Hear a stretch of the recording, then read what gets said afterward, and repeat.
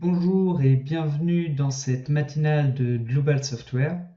Je suis Milan Gérard, l'organisateur de cette matinale dont le sujet ce matin sera la vérification de poteaux inclinés en béton armé à l'aide d'un modèle complet ici en béton qu'on va modéliser à partir du début.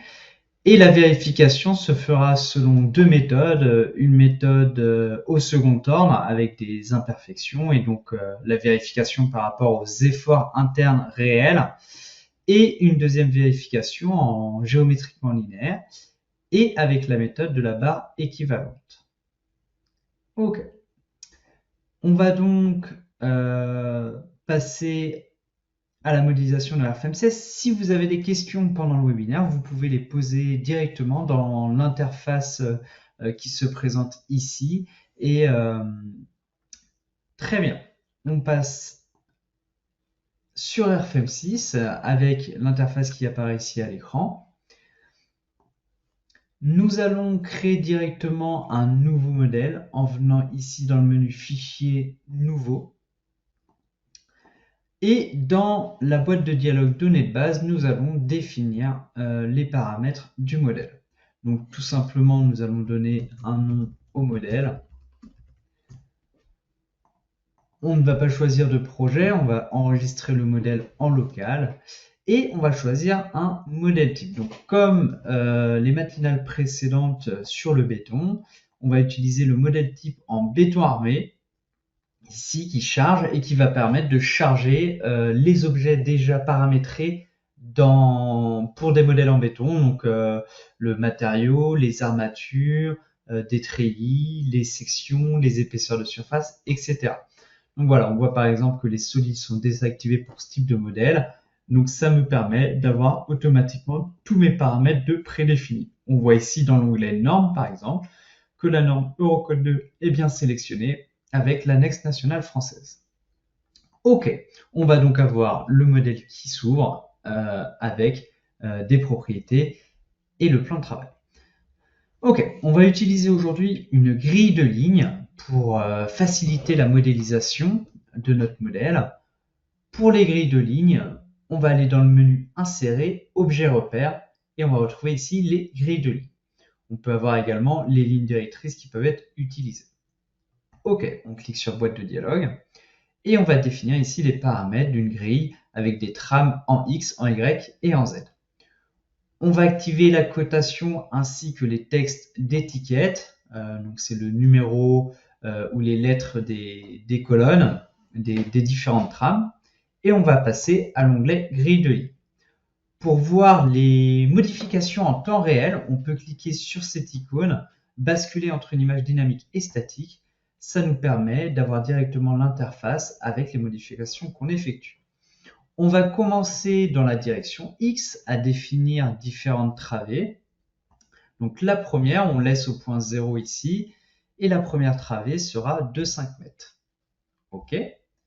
J'appuie sur la flèche du bas pour aller sur la définition de l'autre travée. On voit ici le numéro des étiquettes qui se fait en fonction des directions et les travées avec les cotations qu'on a activées. Les travées suivantes, elles seront de 7,2 mètres et au nombre de 5. Automatiquement, j'ai mes 5 travées de 7,2 mètres qui ont été générées. Ici, c'est grisé, je n'ai pas la main puisque c'est défini par le nombre de travées ici. Et je peux définir la dernière à 5 mètres. Voilà, en X, le numéro des travées. Et ici, on voit A, B, C, D, etc. Le numéro des travées en Y. En X, pardon. En Y, on va pareil, définir 3 travées. Donc la première de 7,1 mètres, la deuxième de 6,1 et la troisième de 7,1 encore. Voilà, donc en plan, ce que ça donne avec les numérotations. Et on va faire la même chose en Z. Petite vigilance ici, l'axe Z global est vers le bas. Donc si je ne change rien ici, le numéro des travées se fera vers le bas. La modélisation, je souhaite la faire avec des coordonnées Z positives pour mes étages. Je vais donc modifier ici la direction Z en négatif. Donc ça permet d'avoir le point, ça permet plutôt d'avoir le point 0 au niveau de mon premier étage, de mon rez-de-chaussée. Et les étages suivants, par contre, ce sera en valeur négative, voilà, vers le haut par contre. Ok, et du coup, on va définir une travée de 5,6 et deux autres travées de 4 mètres. Et donc ici, je peux mettre un 2. Voilà donc la grille de ligne en 3D. On peut directement cliquer sur OK et elle apparaît ici dans l'interface. Donc voilà, le rez-de-chaussée sera à ce niveau, point 0, et le reste sera bien en hauteur. On va pouvoir se mettre de ce côté et créer notre première barre. On va dans la barre d'outils ici, cliquer sur Nouvelle barre simple. Et j'ai déjà une section d'attribuer grâce à mon modèle type. La vérification des éléments en béton armé va se faire seulement sur certains éléments qu'on verra à la fin de la modélisation. Donc pour l'instant, je peux désactiver les propriétés de calcul. On voit en effet qu'on a des onglets de propriétés par rapport au béton, notamment les armatures d'effort tranchant et les armatures longitudinales. En désactivant cette option ici, j'ai mes onglets qui disparaissent. Donc pour l'instant, c'est ce qu'on veut. Et on peut modifier la section. Donc dans l'onglet section, j'ai déjà une section préalablement définie que j'utilise souvent. On va la modifier. Pour cela, je peux tout simplement cliquer sur ce bouton, modifier la section en début de barre. Et dans la boîte de dialogue des propriétés de ma section, je peux aller dans le deuxième onglet paramétrique. Et ici, on voit que j'ai la possibilité de modifier la géométrie de ma section. On va donner donc 500 dans les deux directions pour la nouvelle section. OK. On valide. On peut valider la barre. Et une fois qu'on a validé les propriétés de la barre, on peut créer la barre. Donc dessiner la barre, je peux commencer ici au point 0. Et en haut de la file ici, à moins 5,6 mètres. OK. Je peux faire un clic droit pour quitter. Et j'ai ma barre qui est bien créée ici. Pour créer les autres éléments, les autres poteaux, on va faire des glisser-copier. Donc pour pouvoir utiliser la fonction, je m'assure bien qu'elle n'est pas désactivée ici, la fonction glisser-copier.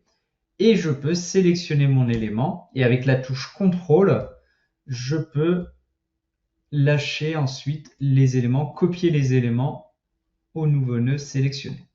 Voilà, donc de façon très rapide, on peut ici glisser-copier les 4 poteaux. Maintenant, on va créer une poutre en tête de ces poteaux. Je vais la dessiner d'un seul tenant puisque les poteaux sont alignés. Cependant, je vais vouloir qu'elle soit divisée en plusieurs travées. Pour cela, je m'assure que la fonction connexion automatique est bien désactivée. Elle est bien activée, pardon. Donc là, c'est le cas. On va pouvoir recliquer sur Nouvelle barre simple. On va pareil, désactiver les propriétés de calcul, mais c'est déjà le cas puisque ça a sauvegardé les derniers paramètres de création de barre. Et dans l'onglet section, on va créer une nouvelle section pour la poutre. Donc on peut cliquer ici sur le bouton avec l'étoile jaune. OK. Et ici, dans l'onglet paramétrique, on va juste modifier la hauteur à 600. Donc on garde la même largeur que les poteaux, mais avec une hauteur un peu plus haute.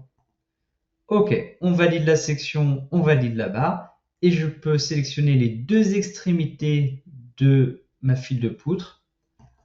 OK, je peux faire un clic droit pour quitter, et juste en sélectionnant les deux extrémités, ça m'a bien divisé ma poutre aux intersections des poteaux. OK, on va se mettre en vue de face au portique, de côté par rapport au portique, et on va sélectionner tous les éléments. Donc, voilà, je vois bien ici qu'avec la sélection, j'ai tout sélectionné et je me mets sur cette vue pour sélectionner également les nœuds en haut. Donc là, c'est vraiment volontaire. Je ne veux pas sélectionner les nœuds en bas puisqu'on va cette fois-ci faire une copie avec des éléments entre les copies. Donc j'ai sélectionné la file. On va copier sur les autres travées en X cette file de poutre, ce portique. Et les nœuds qui ont été sélectionnés vont être copiés entre eux avec un élément entre les deux, donc avec des poutres entre eux.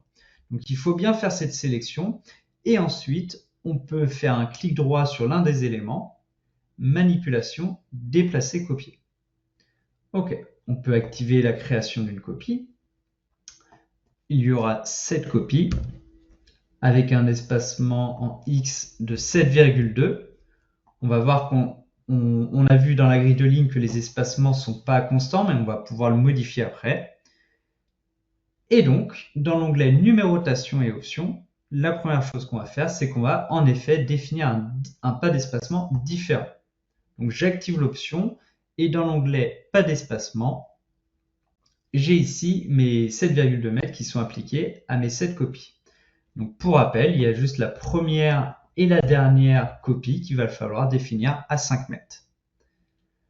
Ok, je vais revenir dans l'onglet numérotation et options. Donc là, ce qu'on a fait pour l'instant, c'est la copie de notre portique avec des pas d'espacement différents.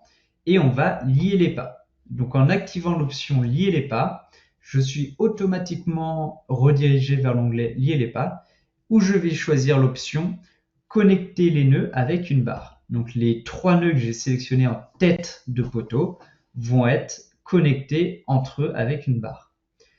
Donc soit je peux créer un nouveau modèle type de barre, soit je peux sélectionner le modèle type graphiquement. Donc c'est ce que je vais faire en cliquant sur le bouton. Je peux sélectionner ici la dernière poutre créée et je peux cliquer sur OK. Voilà. J'ai bien la copie qui a été faite sur mes éléments. On voit donc les fils de portique qui ont été copiés et également les poutres qui ont été créées entre les copies. On voit bien aussi que les pas d'espacement différents ont bien été respectés. Très bien. On va maintenant créer une nouvelle surface de plancher ici. On peut directement cliquer dans la barre d'outils sur une nouvelle surface rectangulaire. Même chose que pour les poutres, on va désactiver les propriétés de calcul afin de masquer les paramètres dont on n'a pas besoin ici. Ici, l'épaisseur par défaut est de 200 mm. On va la modifier. Donc pareil, on peut cliquer sur le bouton identique pour modifier l'épaisseur. Et tout simplement, on peut sélectionner ici une épaisseur de 180 mm. OK. Je valide. Et comme j'ai sélectionné l'option de création de surface rectangulaire, il me faut juste les 2 extrémités de mon rectangle. Donc je peux sélectionner ici le nœud et l'autre nœud à l'extrémité ici. OK, je peux faire un clic droit pour quitter et j'ai bien la surface qui a été créée. Je peux la sélectionner ici. On va copier cet étage au-dessus. Donc je peux tout sélectionner, soit je peux faire une sélection lasso, soit je peux faire CTRL A. Donc avec le clavier, la touche CTRL plus A, automatiquement ça sélectionne tous les éléments de l'interface. Et ensuite, je peux venir copier en prenant un nœud de référence ici. Et avec la touche CTRL, je peux sélectionner le point de référence pour la copie. OK. Donc ici, mes 2 étages ont bien été créés facilement. Au niveau des surfaces, on va voir qu'elles ne sont pas excentrées par défaut. Tout est centré par défaut à la connexion des lignes et des nœuds. Donc pour voir un affichage réel de nos éléments, on peut aller dans le navigateur Afficher. On va aller tout en bas de la liste déroulante dans Rendu graphique. On va sélectionner la première catégorie modèle, ensuite rendu solide, et on peut désactiver le rendu transparent. Donc on voit déjà ici, en effet, que la surface n'est pas connectée à la race supérieure des poutres. Pareil en bas, ce n'est pas le cas.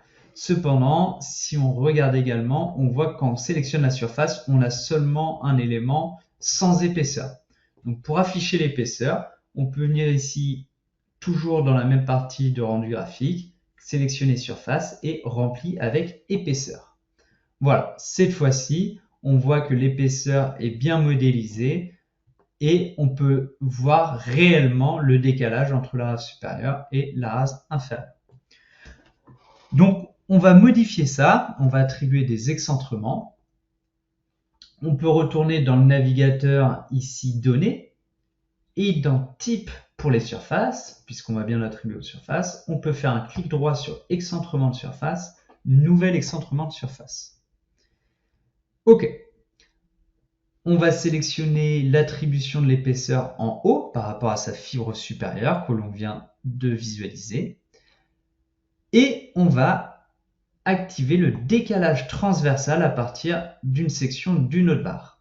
Donc, en effet, je peux choisir soit une barre, soit une surface. Ici, on va laisser sur barre. Et on va décaler aussi par rapport à la fibre supérieure d'une barre. Il ne faut plus que maintenant sélectionner graphiquement la barre. OK. Et on peut sélectionner ici une barre, par exemple. Enfin, il me reste à assigner ce décalage sur les surfaces. Je peux, pareil, ici sélectionner graphiquement les objets. Et je peux sélectionner toutes les surfaces auxquelles j'applique cet excentrement. Je valide. Et on voit tout de suite l'aperçu réel des surfaces qui sont bien alignées en plancher avec les poutres. Et si on regarde en bas, voilà, on a bien des retombées de poutres à chaque fois. Très bien. On va redécaler encore vers le haut. On va se mettre en vue -Y. On voit d'ailleurs ici par rapport à la file B et C, on n'est pas aligné. On va donc sélectionner tout cet étage et on va se décaler par rapport à la file C. Donc là, je fais un glisser-déplacer. Je n'ai pas besoin d'appuyer sur la touche CTRL. Voilà, donc tous les éléments ont été correctement déplacés à la bonne hauteur d'étage. OK. On va rester sur ce plancher. Pour isoler ce plancher et travailler seulement dessus, on peut sélectionner ici l'icône avec les microscopes et cliquer sur Visibilité par les objets sélectionnés et associés. OK. On a ici seulement notre étage et on va se mettre en modèle filaire. On va travailler uniquement sur les fils qu'on souhaite copier vers le haut. On peut donc facilement ici sélectionner nos éléments. Donc c'est les 4 fils du milieu, donc avec une sélection lasso par exemple. Et on va faire une copie. Donc je peux faire un clic droit dessus. Manipulation, déplacer, copier. Ici, le nombre de copies, on va les passer à 1. On met les vecteurs déplacement à 0 en X. Et en Z, on va définir le déplacement manuellement à -4 mètres. OK. Dans l'onglet Lier les parts, on va modifier le modèle type que l'on souhaite appliquer pour les poutres entre les nœuds déplacés et leur copie. Donc, on va sélectionner graphiquement ici, ou alors on va plutôt mettre directement la barre 1, la première barre qu'on a définie. Donc les poteaux, c'est le même. On peut cliquer sur OK et on a ici nos éléments qui ont été copiés. OK, on peut se remettre, on peut annuler le mode de visibilité ici dans le microscope et se remettre en modèle de solide. Voilà. On va modifier un peu les barres du dernier étage. Donc on va se remettre en vue de -Y. On va sélectionner ici les barres. On peut double-cliquer dessus une fois sélectionnées. Pour vérifier qu'elles ont bien été sélectionnées, on peut vérifier ici la saisie des barres numérotées en haut à gauche.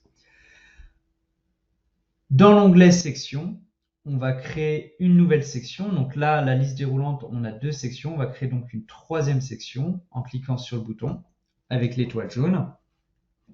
Et dans l'onglet paramétrique, on va définir une section de 400 par 400. OK, on valide. Et on peut valider pour appliquer les modifications. OK. On va définir une dalle pour notre dernier étage. Donc on peut recliquer sur Nouvelle surface rectangulaire. On va pareil prendre une épaisseur un peu plus petite. Donc on peut cliquer ici sur Créer une nouvelle épaisseur. Et on va appliquer une épaisseur de 160 mm. OK, OK. Et on peut sélectionner les extrémités de notre dalle rectangulaire, donc par exemple ici, et l'autre extrémité ici. OK, on peut faire un clic droit pour quitter et on a notre surface. Cette surface, on va lui mettre un léger porte-à-faux sur le pourtour. Donc pour cela, je vais l'agrandir. On peut faire un clic droit dessus, manipulation, et ici on va cliquer sur échelonner. Donc ça va permettre d'agrandir la surface directement avec un facteur ici de 1,125. Et le point d'échelonnage, il faut qu'il soit au centre de la surface pour pouvoir mettre à l'échelle de façon uniforme par rapport au centre. Donc je vais sélectionner graphiquement le point. Malheureusement, dans le graphique, je n'ai pas de saisie au centre de mes surfaces. Donc je peux sélectionner l'un des centres d'un côté de ma surface. Voilà, donc j'ai sélectionné un X, je vais retenir cette valeur de 23 et je vais sélectionner le deuxième côté et je peux appliquer en X la valeur de 23. Comme ça, je suis sûr d'être au milieu. Je peux cliquer sur OK et j'ai ma surface qui s'est agrandie. OK. Cependant, le porte-à-faux que je souhaite mettre sur le pourtour, je veux qu'il soit constant. Comme ma surface n'était pas carrée, la mise à l'échelle n'a pas apporté une extension de longueur de la même façon sur les deux côtés. Je vais donc modifier cela. Avant cela, on va supprimer les nœuds inutiles. Donc, par exemple, ceux-là qui ont été copiés. Donc, je sélectionne les 4 nœuds ici. Je fais un clic droit sur l'un de ces nœuds. Supprimer le nœud. Fusionner les lignes barres jointes. Voilà, donc ça permet d'avoir une seule ligne continue. Et pour modifier, je vais regarder un peu la distance que j'ai. Pour cela, je vais créer des nouvelles cotations. Je viens ici dans la barre d'outils de création de cotation, donc linéaire, et je vais sélectionner 2 points de référence. Voilà, j'ai mes 2 points de référence. Cependant, la cotation qui va me faire, c'est la cotation absolue. Je voudrais avoir la projection en X ou en Y. Donc, je vais sélectionner ici dans la boîte de dialogue projection en X. Voilà. Je peux sélectionner. Je vais resélectionner les 2 nœuds identiques. Et cette fois-ci, je vais sélectionner projection en Y. Voilà. Je peux faire un clic droit pour quitter. On voit bien la différence de porte-à-faux sur les deux côtés. Donc, pour modifier cela, on va allonger les lignes aux extrémités. Donc, il faut que j'allonge de 1,35 m. Alors, la longueur de référence par rapport à 1,35, c'est par rapport à cette barre-là, par rapport aux nœuds voilà, qui sont extrémités d'origine. Donc, c'est 6,1. Je dois mettre 2 fois 1,35, donc ça fait 2,7 en plus. Donc, 2,7 plus 6,1, ça va nous faire 8,8 mètres. OK. Donc, je sélectionne les 2 lignes auxquelles je vais vouloir les allonger. Voilà, donc de chaque côté. Je peux faire un clic droit dessus, allonger la ligne. On peut aussi raccourcir la ligne. Je vais bien modifier les 2 côtés en même temps par rapport à la longueur. Et maintenant, la nouvelle longueur que j'ai calculée, je peux la noter directement ici, 8,8, et cliquer sur OK. Voilà, on voit tout de suite que les cotations confirment ma modification et j'ai le même porte-à-faux partout. Voilà, on va pouvoir supprimer les cotations et on va appliquer un excentrement à cette dalle supérieure comme pour les dalles des étages inférieurs. Donc, on va venir dans le navigateur donné ici, faire un clic droit sur excentrement de surface, nouvel excentrement de surface. Je sélectionne ici ma surface. Voilà. J'attribue toujours l'excentrement par rapport au haut de mon épaisseur et toujours par rapport à une autre section. Ici, je peux sélectionner ma barre. Donc, par exemple, cette barre ici. Et pareil que tout à l'heure, je choisis de faire le décalage axial par rapport au haut de mon épaisseur, de ma section. OK. Je valide et j'ai bien ma surface avec les retombées en dessous. Donc là, je suis vraiment sur une modélisation réelle. Enfin, je peux également modifier le pourtour de ma surface en apportant des arrondis. Donc soit je peux aller dans le menu outils, modifier les lignes, et on a l'option ici créer un coin arrondi, soit on a le raccourci dans la barre d'outils ici avec toutes les modifications de lignes, et je retrouve ma fonction ici créer un coin arrondi. Donc je clique dessus et j'ai plus qu'à sélectionner les lignes auxquelles je souhaite attribuer un arrondi. Voilà, on voit tout de suite la modification sur les lignes. Donc il faut sélectionner 2 lignes à chaque fois. Voilà. Voilà la dalle de l'étage du dessus. Très bien. La modélisation est presque finie. On va attribuer des appuis à nos poteaux du rez-de-chaussée. Pour cela, on peut cliquer dans la barre d'outils sur assigner un appui nodal. On a directement une liste prédéfinie d'appuis, donc qu'ils soient articulés, encastrés, en glissement. Donc on va choisir encastré. On peut cliquer sur OK et on va sélectionner avec un lasso tous les nœuds auxquels on souhaite appliquer l'appui. Donc si je zoome, je vois bien les appuis en vert qui sont attribués à tous mes nœuds. OK. On va maintenant décaler 2 fils de poteaux pour avoir nos fameux poteaux inclinés qui vont être le sujet de la vérification. Donc on va se mettre en vue -Y. On va sélectionner la première file de nœuds ici pour déplacer juste le pied. Et on peut faire un clic droit ou alors venir cliquer ici sur le bouton déplacer copier. On désactive la création d'une copie. On veut seulement déplacer les nœuds. Et on peut choisir le vecteur de déplacement de 2,6 en X. On n'oublie pas de remettre à 0 les autres valeurs. On clique sur OK. Très bien. On a ici la base de nos poteaux qui a été modifiée. On fait pareil de ce côté. J'ai juste à sélectionner en lasso mes pieds de poteau et appuyer sur la touche Entrée. Donc ça permet de gagner du temps. En appuyant sur la touche Entrée, je rappelle la dernière fonction utilisée. Et donc là, j'ai juste à mettre un moins pour le vecteur de déplacement. OK, voilà, comme ça on est parfaitement symétrique. On va modifier les poteaux qui vont être le sujet de la vérification. Ici, on est sur une inertie constante. On va vouloir attribuer une inertie variable en tête de poteau notamment.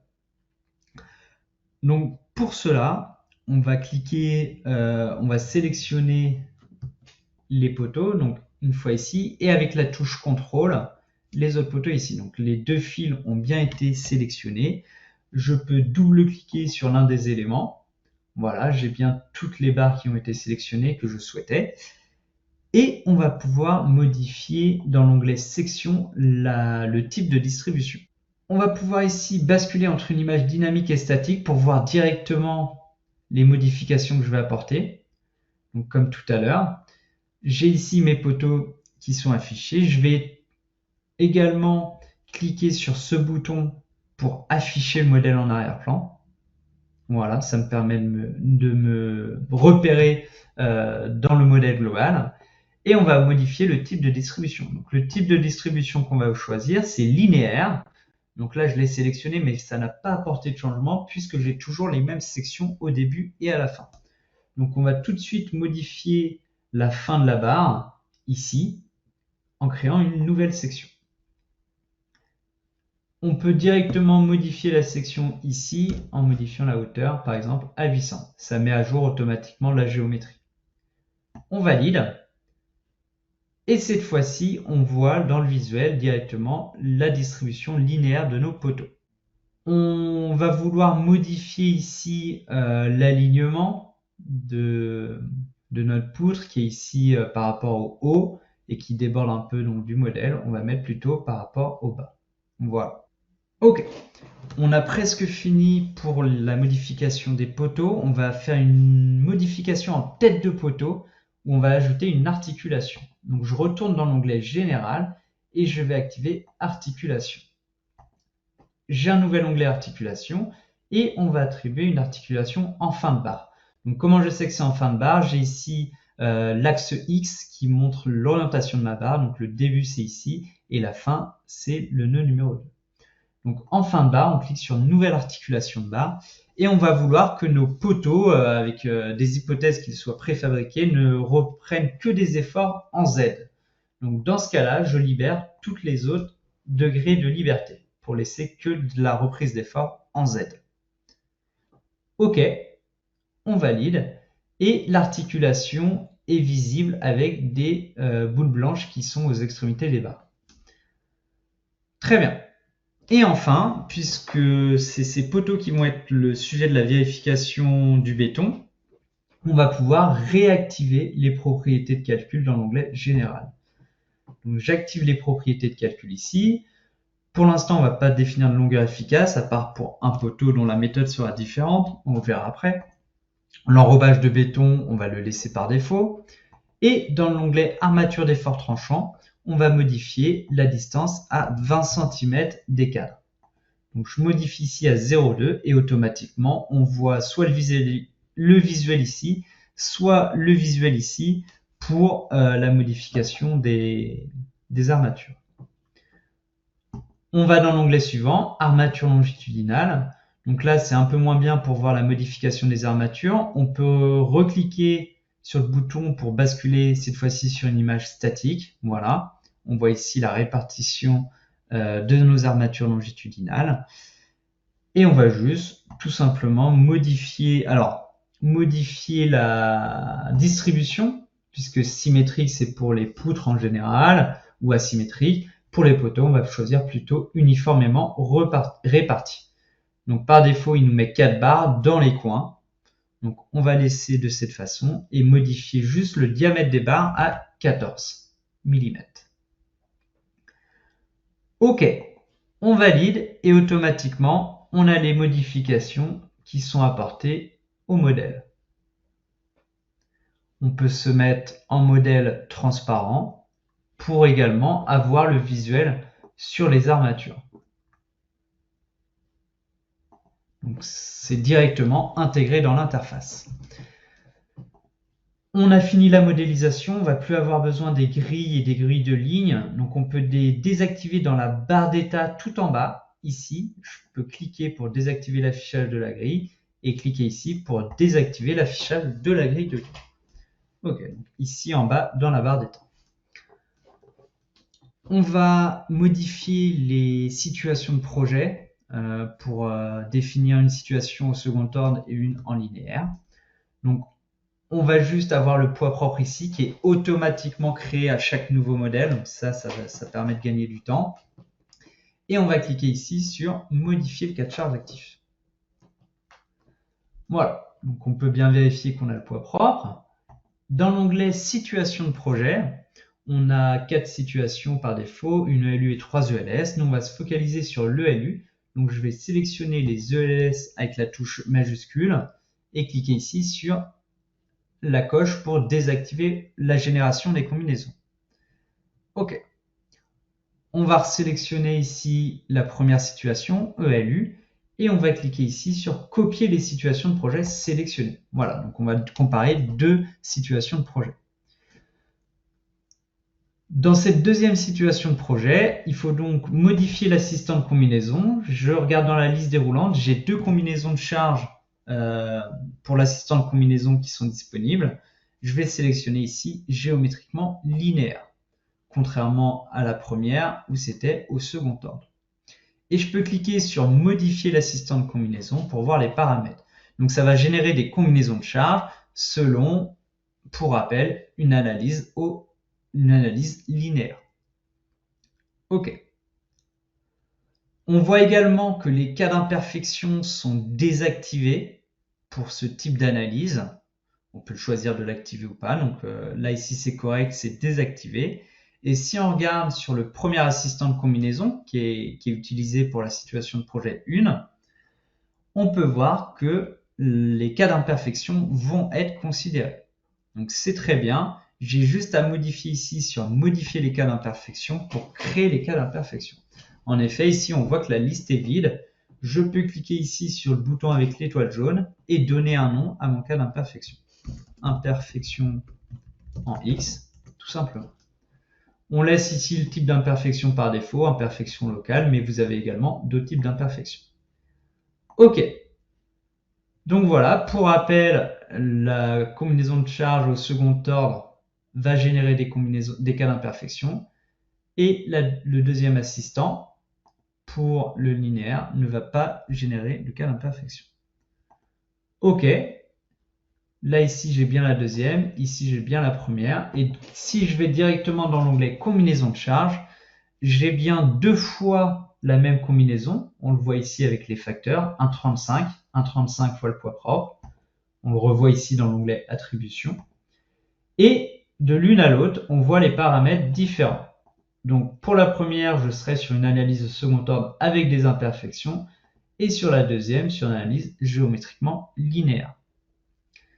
Ok, donc c'est sur l'analyse géométriquement linéaire qu'on verra qu'on va attribuer des longueurs efficaces pour la vérification au béton. Ok, on peut valider.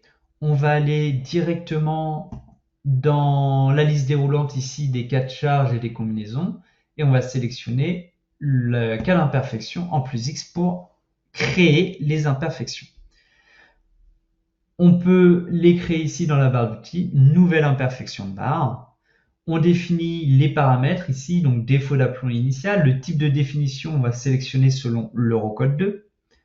On va laisser les directions d'imperfection par défaut en Z, puisque nos poutres seront inclinées, ce sera vers le bas, avec la valeur de 1 sur 200 par défaut.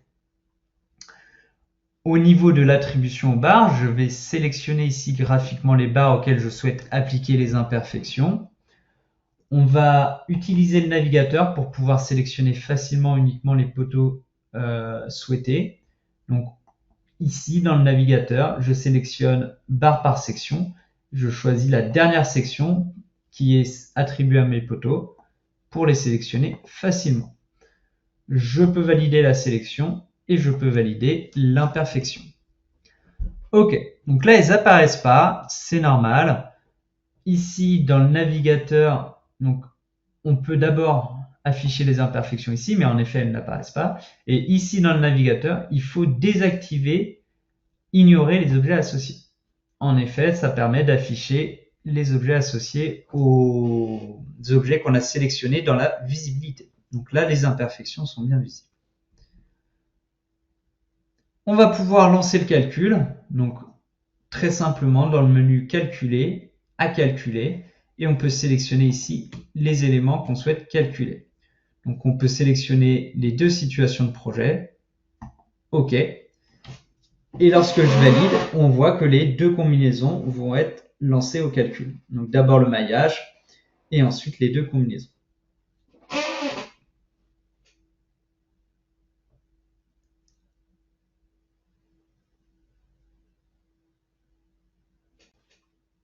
Très bien. Donc, les résultats sont disponibles. On va regarder ça dans la situation de projet 1, par exemple. Ici, on a par défaut les déformations globales qui apparaissent. On va désactiver et on va afficher uniquement les efforts internes sur les barres. Donc, l'effort normal. On voit ici les valeurs d'effort normal qui sont identiques pour tous les poteaux. Et le moment fléchissant qui est plus élevé pour les poteaux des fils internes. Pareil de ce côté. Donc ça, c'est pour la situation de projet 1. Si je regarde la situation de projet 5, voilà, on a un moment un peu plus faible pour cette barre, puisqu'on est en géométriquement linéaire. Justement, sur cette combinaison, on va attribuer des longueurs efficaces. Donc je retourne dans le navigateur données, ici, et je vais sélectionner les types pour la vérification du béton. Je vais faire un clic droit sur longueur efficace, nouvelle longueur efficace. Ok, on voit ici la détermination des longueurs efficaces autour de l'axe fort et de l'axe faible qui sont pris en compte. On va donc dans l'onglet appui nodaux et longueur efficace et on peut ici afficher l'attribution des longueurs. On va plutôt sélectionner d'abord une barre de référence. Donc par exemple, aujourd'hui, ce sera l'une des deux barres du milieu, donc celle-là par exemple. OK. On voit ici l'attribution des longueurs efficaces. Et comme j'ai supposé que à l'extrémité de la barre, à la fin de la barre, on va être simplement posé dessus avec la reprise des formes Z, on peut supposer ici qu'il n'y a aucun appui en tête de barre. On clique sur OK. Et on va pouvoir afficher les longueurs efficaces dans le graphique.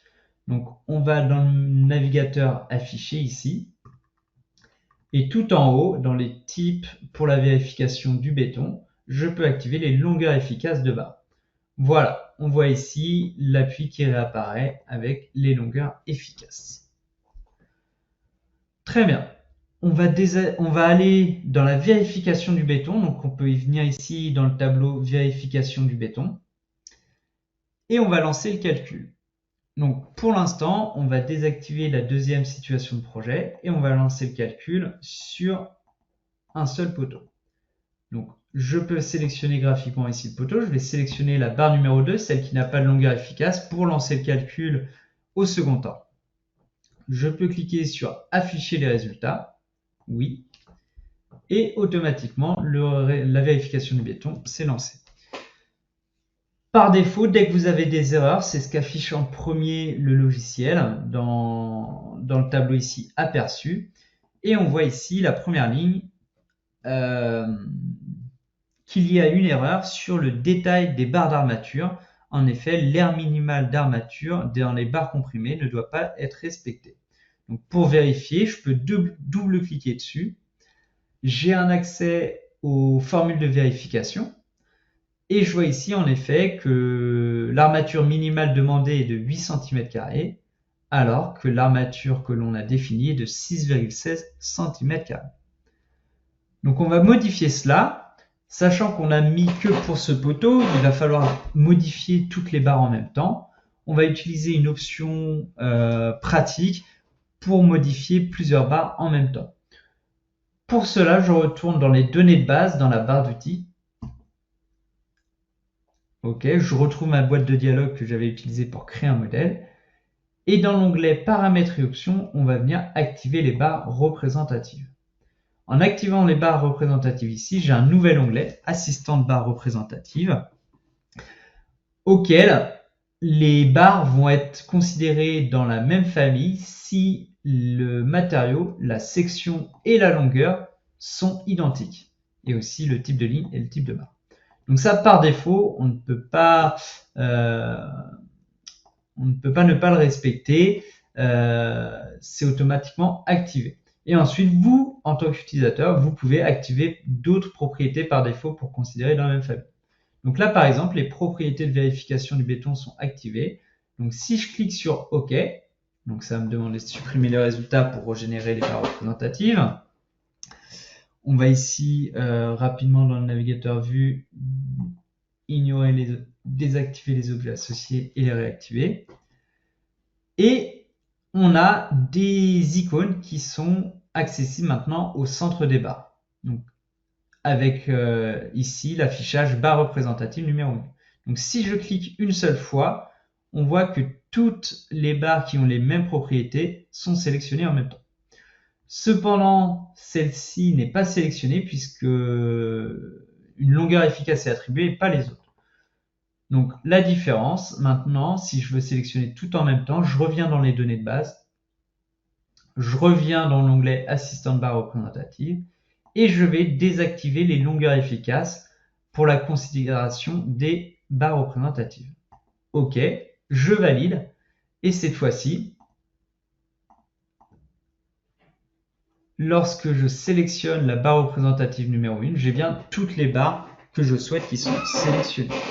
Donc je peux double-cliquer dessus maintenant. Et voilà, on voit ici qu'on a accès à toutes les barres et qu'on peut modifier tout en même temps les armatures. Donc c'est plus rapide. Donc pour les armatures longitudinales, on est à 6,16. En effet, il faut passer à 8. Donc ce que je vais faire, au lieu d'augmenter ici le diamètre, je vais augmenter le nombre. Donc je vais passer à 8 pour avoir des armatures intermédiaires sur chaque face. Et je vais passer à 12 mm. Voilà, donc cette fois-ci, je suis à 9,05 cm². On peut valider. OK. On revient dans le tableau de vérification du béton, on désactive les barres représentatives, on reste juste sur la vérification de la barre numéro 2 et on peut afficher les résultats.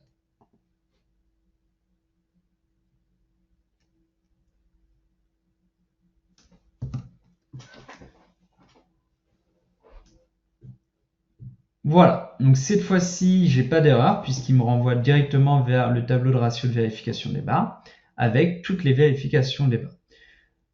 Pour avoir uniquement les vérifications ELU, je peux masquer ici les détails. Donc il faut venir dans la barre d'outils du tableau et désactiver l'option détail. Voilà, j'ai que les vérifications à l'ELU avec un ratio de 0,783 sur mon poteau. Donc si je double-clique dessus, j'ai la boîte de dialogue qui apparaît avec le ratio de vérification. Donc ici, j'ai une formule qui n'est pas complètement détaillée. C'est normal puisqu'elle va se baser en fait sur le diagramme d'interaction de la barre. Donc je peux venir activer ici le diagramme d'interaction. Et dans l'onglet diagramme d'interaction qui vient d'apparaître, je peux voir les efforts internes réels par rapport aux états limites ultimes de ma barre. Voilà. OK. On va maintenant donc comparer avec une autre méthode. Donc j'ai ici un ratio de 0,783. On va revenir dans les données d'entrée. Cette fois-ci, on sélectionne la barre. Donc je peux désactiver ici. On va sélectionner la barre numéro 3. OK. Donc oui, ça supprime les résultats. Et dans l'onglet situation de projet, je vais désactiver la situation de projet 1 au second ordre et activer la situation de projet 5 en analyse linéaire. OK, on peut lancer les résultats.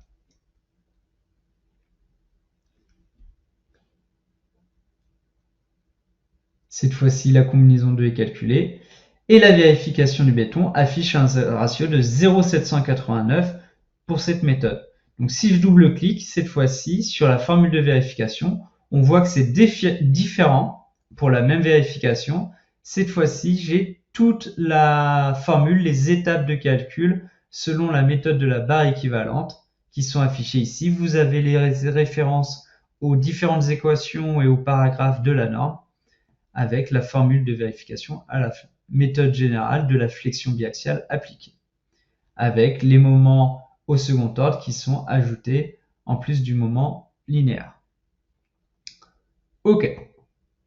Donc, pour conclure, la résistance des sections est équivalente sur les deux méthodes qu'on a utilisées, qui sont différentes. Voilà, on peut ensuite, dans l'interface graphique, afficher également les ratios. Donc, on peut se mettre par exemple en modèle filaire, ici dans la barre d'outils. On va pouvoir masquer les armatures, donc on va venir dans le navigateur afficher, on va désactiver les types pour la vérification du béton. OK. Donc là, on a un ratio de 1 partout parce qu'il le prend sur toutes les vérifications, même les détails. Donc on peut désactiver l'enveloppe du ratio et on va activer à l'état limite ultime la vérification qui nous intéresse. Et on voit ici le ratio le long de la poutre de vérification. OK. On va maintenant sortir les armatures dans un rapport. Donc, on va sélectionner les barres représentatives. Hop, ici, on peut double-cliquer dessus. Voilà, ça permet d'avoir ici toutes les barres. Et on peut cliquer ici sur afficher la disposition des armatures. Très bien. On a ici le rendu des armatures. Donc, un rendu qui peut être fait, c'est d'abord remettre en rendu solide, désactiver la description des armatures. On va afficher la numérotation, par exemple, voilà. Et on va cliquer en bas sur imprimer le graphique dans le rapport d'impression. Donc, pour d'abord avoir notre élément brut. Une nouvelle fenêtre s'affiche où on va pouvoir paramétrer les sorties dans le rapport d'impression.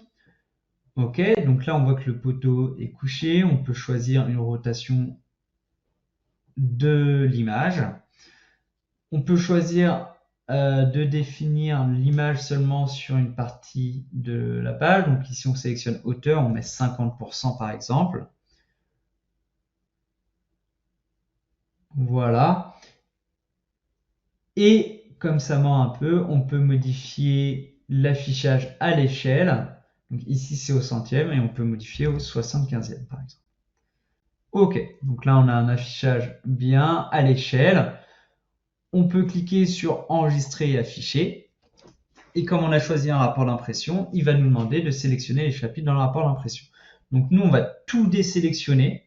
Voilà, donc si je fais tout réduire, on voit que j'ai tout sélectionné. Ensuite j'ai inversé la sélection. Ok. On va regarder les paramétrages de l'impression qui sont disponibles ici en bas. Voilà, donc moi je veux pas forcément de page de couverture, donc je peux désactiver ici page de couverture et je clique sur OK et encore sur OK. Et maintenant que j'ai validé, j'ai le rapport d'impression qui va s'ouvrir avec l'image que j'ai ajoutée. OK. J'ai ici à la fin mon image qui s'est ajoutée. Je vais la mettre dans un chapitre indépendant, hop, en la glissant dans le navigateur ici à gauche. Les chapitres ici, j'en ai pas besoin. Je peux faire un clic droit, supprimer du rapport d'impression. OK. Et pareil, le contenu, j'en ai pas besoin. Je peux faire supprimer du rapport d'impression. Voilà. Donc j'ai seulement ce qui m'intéresse. Et je vais pouvoir retourner dans RFM, ici, remodifier l'affichage, donc on va masquer la numérotation, se mettre en rendu filaire pour avoir uniquement les armatures. On va réafficher la description des armatures, voilà, et on peut recliquer sur imprimer les graphiques dans le rapport d'impression. On retrouve la boîte de dialogue avec les anciens paramètres d'enregistrer. On va pouvoir légèrement modifier. Voilà, on va se mettre sur 45% de la hauteur pour que ça passe sur toute la page, même avec les titres. Voilà. Et l'échelle, ici, on va remettre la même échelle, donc à 1/75e. OK. Et on va définir un nom défini par l'utilisateur, puisqu'on va mettre sur la même page, on va rentrer quelque chose de vide. Voilà. Donc voilà, c'est vide. On peut cliquer sur OK. On peut cliquer ici également sur OK pour quitter la disposition des armatures. Et ici également. Et si je reviens dans mon rapport d'impression, voilà, je peux décaler ici. J'ai mes armatures qui sont affichées sur une seule page pour toutes les barres représentatives ici, avec la numérotation des barres. Très bien. Merci d'avoir suivi cette matinale sur la vérification des poteaux inclinés selon 2 méthodes. Vous avez toujours accès à nos services en ligne gratuitement avec des modèles à télécharger qui peuvent vous aider dans la modélisation, des FAQ et des articles techniques détaillés. On a également nos vidéos sur les chaînes YouTube, la boutique en ligne et l'accès à la version d'essai pendant 90 jours. N'hésitez pas à nous envoyer vos questions à l'adresse mail indiquée ici en dessous ou directement nous contacter par numéro de téléphone. Donc, merci à tous d'avoir suivi cette matinale. Je vous souhaite une bonne journée et à bientôt.